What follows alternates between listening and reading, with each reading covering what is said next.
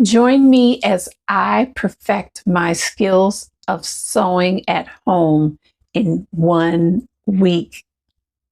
Yes. Okay. One of the biggest hurdles for beginner sewists, and if you have your sewing machine and you've got needle and thread, you're at the beginning stages of being a sewist if you haven't used any of it yet. And that can be very scary, but with time, setting aside time every single day or every other day, the more you can the more blah, blah, blah. The more you can set aside time in a day, if it's 15 minutes a day to start working on a skill, that will help to build your confidence in whatever it is that you're doing. So I'm going to be over a week showing you different techniques and things to do to help perfect your home sewing skills. So let's start at the sewing machine. Okay, we are over here at the sewing machine, and my sewing machine is a Baby Lock Presto 2. This is my third sewing machine. I have a brother that I picked up off of Amazon years ago, and I used it, and I still use it. But this is the one that's set up in my room. My brother's sewing machine is for traveling with it. But they have the same basic features. They thread pretty similar, and it's just important that you know how to start with your machine. If it's in the box, take it out and set it up. Whoops, hold on. Okay, if you have not plugged it in, you have two plugs. You have a plug for your presser foot that's on the floor that you'll be using to make your machine go. And then you have the power cord. So plug those in if you haven't. And then we're going to go ahead, and on the right side of most machines, you have the power switch, and I'm just going to go ahead and turn it on. And now it's ready for me to start looking into what I'm going to do. First thing I'm going to do, I'm going to show you how to thread your machine. No, I'm not. I have it in the wrong order, but you'll get it. I'm going to show you how to wind a bobbin. And I'm going to show you how to change your needle. If you have never changed a needle, it's okay. I'm changing my needle because it's due to be changed, and I'm getting ready to work with knit. So I want to make sure I use the correct needle for that. Okay, let me open this up. And over here gives you just information on your for machine stitching. The position is at 3.5, and that is smack in the middle of this presser foot here. In this line right here. The total, the distance in between the stitches is 2.5 millimeters. And I have this set at 3, which is in the center. You can have it set either way. My machine also you can start it the needle can stop in a down position or an up position. I like it to stop in a down position because I will pivot with it, and that helps. Okay. Most machines, like I said, let me tip this up just a little bit. Okay, there we go. The next project I'm using is mainly black thread, so I'm going to use the black thread. But I did say I was going to wind the bobbin after I thread the machine. I'm going to show you how to wind the bobbin first because you do need your bobbins. And so I'm going to take my thread off of here. I like to have the writing up front. So here's my spool holder. My spool of thread, spool holder. And I'm going to go ahead and put this on here. And you need something to hold it on. So you have a cap. This is the cap for this size. And I just put that on there. Now to thread the machine, you have numbers here. And you can, I don't know if I can get you to see the numbers. I'll take a picture of it.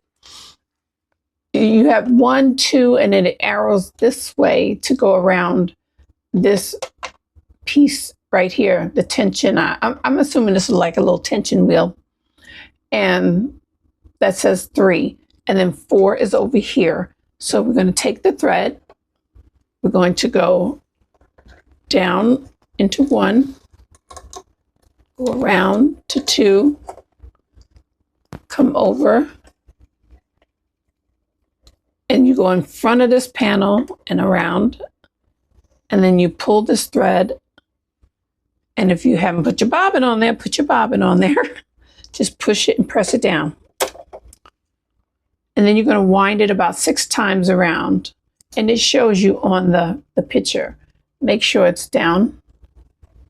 1, 2, 3, 4, 5, 6. And then you have a little piece here. You can cut the thread. And that's on most machines. They have it where you can cut it.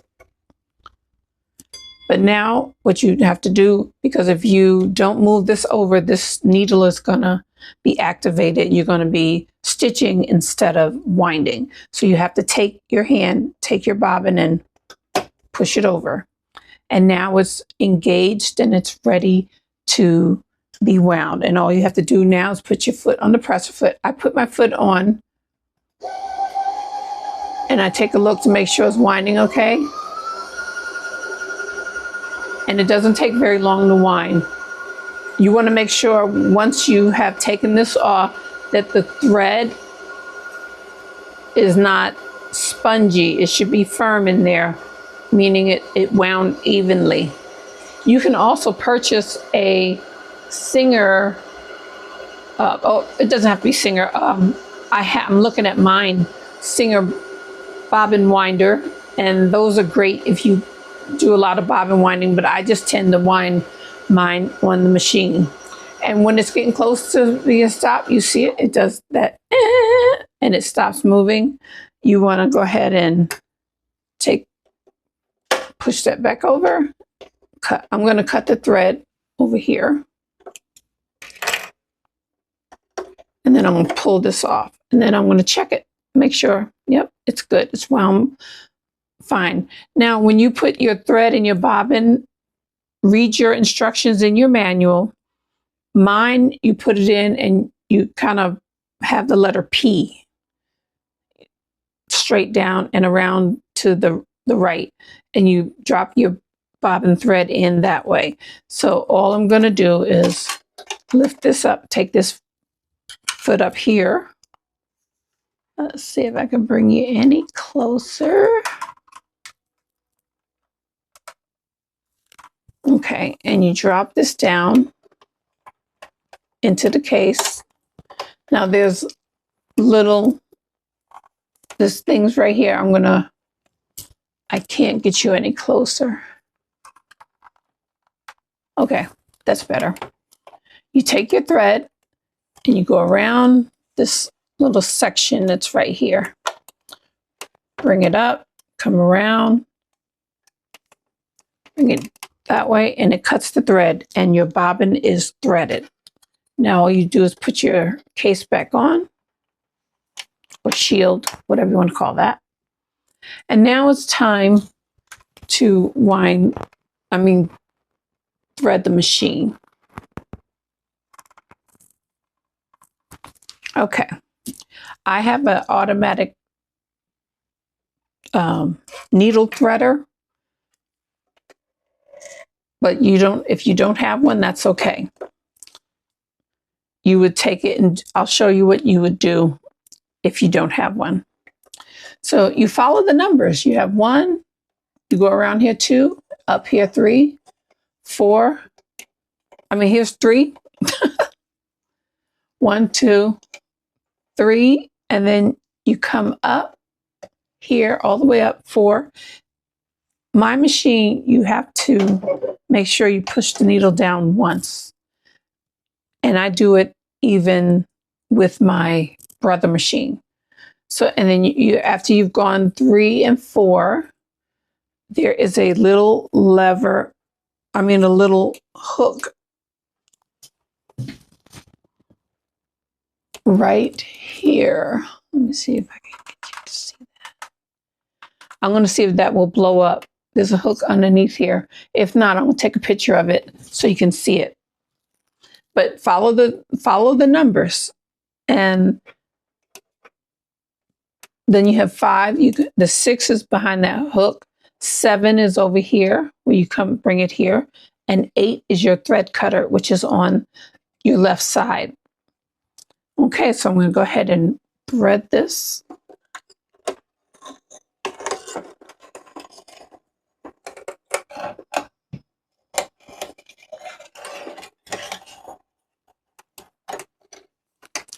And now this, if you did not have, I'm gonna do one thing that makes it easier, and it just holds the thread. I'm going to put it back behind this little lever. Where are you?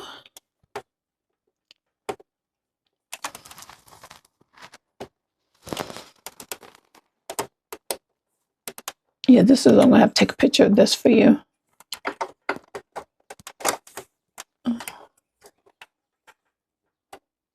Okay, got it behind there. Then you go to 7, and then 8. It cuts, and then you automatically thread it. And now it's ready to sew. I test to make sure the needle is fine. And what I should have done was change the needle first. So I'm going to unthread this, and we're going to be right back with changing the needle. Okay, now we are going to change the needle. I'm changing it to a stretch needle. And if you're using stretchy fabrics, you want your stretchy needle. Other than that, I use universal needles, and they have been working very well in my machine. Those are the only 2 that I use. I do have a jeans needle when I'm ready to sew something that heavy. I'm just not. Okay. And you also want something to throw away your needles in. This is an old Tic Tac container, so you can pop that open, drop your needle in there. And for your rotary cutter blades, you just pop it open, drop your blade in, and then snap it back. So that's what you need. Now you want to make sure that your machine is off. It's off. There's no lights on. You want to have your screwdriver that comes in your little accessory kit. It may be in here. It may actually be in the, I have a longer table on mine. It might be in the sleeve where you pull out, but every machine, they do have a screwdriver for you to take your needle out. So, and 2 other things that are, your needle. I have my needle laying down right here on this little tray here. And I have 2 things I use that are not in your kit. Okay, I have a set of hemostats to grab the needle. And I have something that I put underneath here. This happens to be the seam guide ruler where you can use this to make sure you're getting your correct seam allowance, and that is very important. We'll talk about that later. But I use this just to put underneath the presser foot, just in case I lose control of my needle and it drops. It will drop and hit this, but it won't go straight on through into the machine. Ask me how. I know. Okay, so what you're going to do, I like to take my hemostat and clamp it on my needle.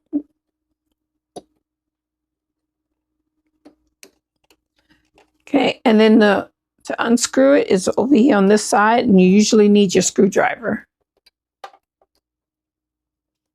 Righty-tighty, lefty-loosey.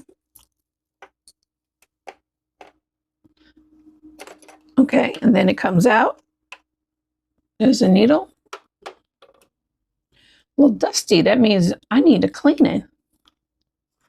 And then I just take this and drop it in there. Now I take my new needle, and when you're putting in the needle, there's a flat side to the needle. That goes to the back. That faces to the back. See the little flat side. Now here's the challenge, because I never get down in there. I can't see it that well. That little hole that you took that needle out of, you got to put a needle back in there.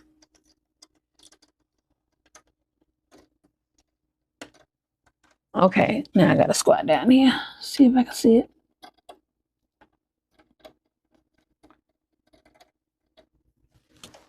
And you can use your other hand to help.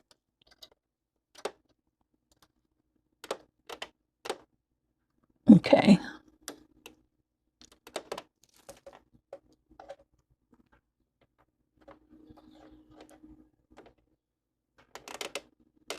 I want to make sure it's right. Yeah. Okay. Oh, see? That's why you do that.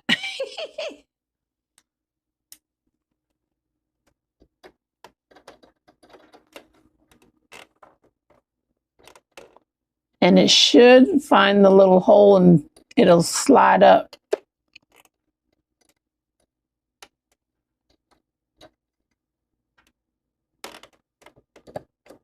I'm letting this go right now, holding it back down there.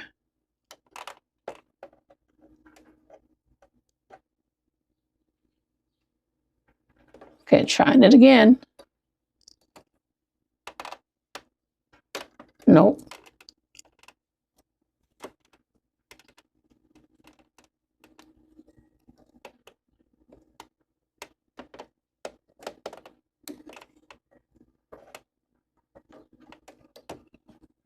Okay. Your needles should be, you should see the eye hole of your needle. Take your screwdriver and tighten that righty-tighty. Not too tight, just enough. Make sure it's 10, it's tight. Put back your screwdriver so that you don't lose it. I just have a case over here for mine. And now we will rethread this machine.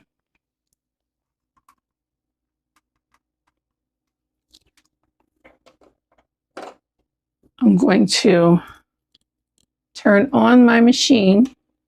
Okay, it's centered. I'm going to make sure this goes down. I always do that. This machine, you have to do that. Okay, and you can thread it with it on. Okay, follow the numbers. 1, 2, 3, 4. Go back down the same route.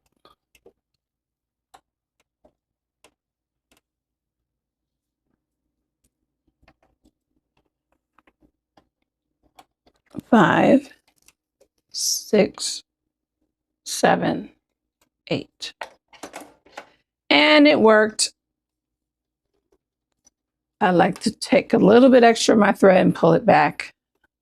And then we are threaded. You can leave the top of your lid open, closed. It's entirely up to you. So I'm just going to briefly go over some of the essentials you should have when you're working with your machine. Pens or clips. I keep them in here. These are the little clips. I like them a lot. I also like my pens a lot. Okay. You have a thread cutter for when you're sewing. You have paper scissors.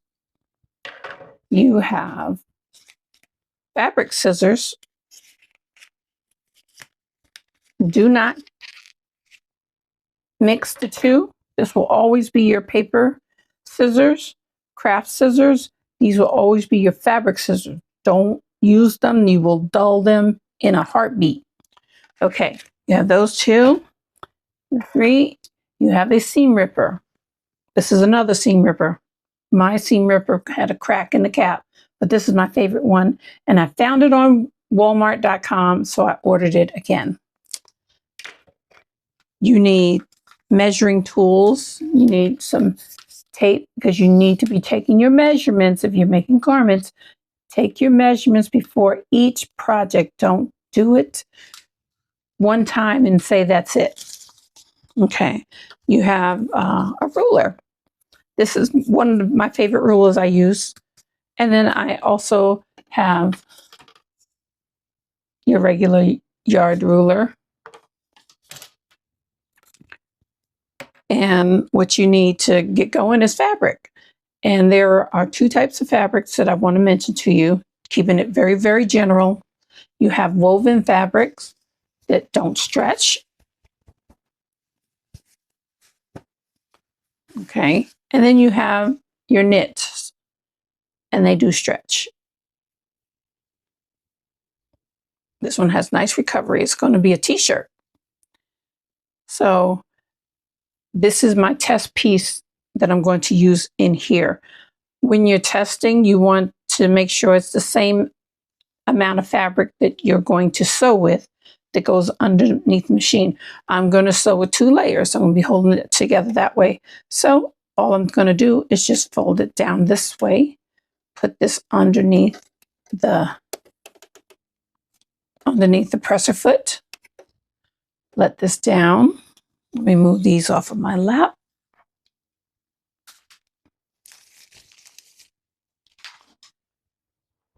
And then you put your foot on the pedal. You can adjust the speed for your start. You're starting out from the beginning.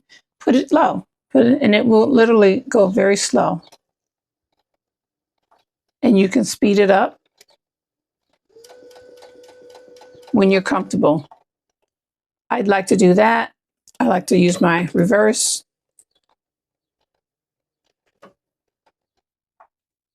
And then I cut it.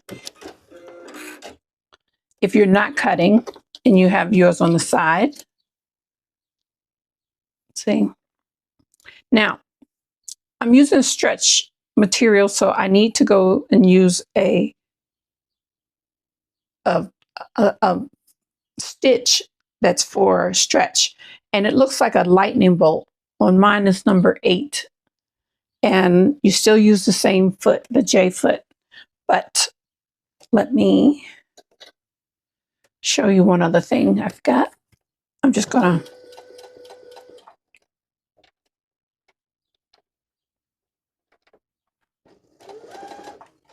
okay, I'm gonna lift the needle up. I'm gonna lift my presser foot up in the back. I mean yeah. Lift this pressure foot up. Then I'm gonna take my thread and I'm gonna bring it over here to cut it. And it's cut. And then you take your snips and snips off the longer stitches, the threads, I mean longer threads. And you look at it to make sure it's not skipping or anything, and it's not. Number 9, let me put it on that one.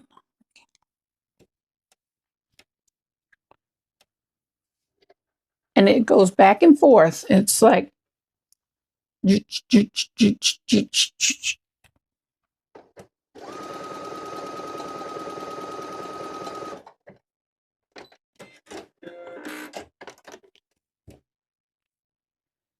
And you can't see it. I know you can't see it, but it's there, and it's a better. It gives you more stretch ability. Okay, I think that's all for right now. We'll go on to day 2.